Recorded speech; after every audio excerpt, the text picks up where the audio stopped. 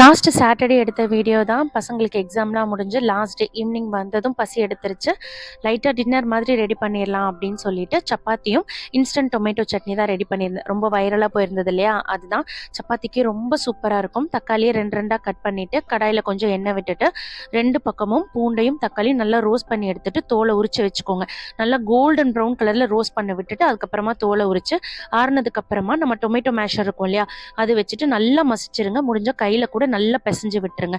இது கூடவே உப்பு, மிளகாத்தூள், பெரிய வெங்காயம், பச்சை மிளகாய், கொத்தமல்லி தழை, லெமன் ஜூஸ் இது எல்லாத்தையும் சேர்த்துட்டு நல்லா மிக்ஸ் பண்ணிங்கன்னா சப்பாத்திக்கு தொட்டு சாப்பிட அவ்வளோ சூப்பராக இருக்கும்.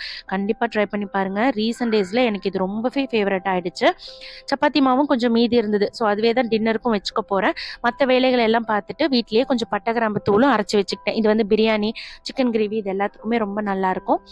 நைட் அந்த சப்பாத்தி மாவுக்கு சிம்பிளாக எக் புர்ஜி வச்சு முடிச்சாச்சு. கண்டிப்பாக இந்த வீடியோ உங்களுக்கு ரொம்ப பிடிச்சிருந்துச்சுன்னா சப்ஸ்கிரைப் பண்ணிக்கோங்க. நெக்ஸ்ட் ஒரு சூப்பரான vlogல மீட் பண்ணலாம். தேங்க்ஸ் ஃபார் வாட்சிங்.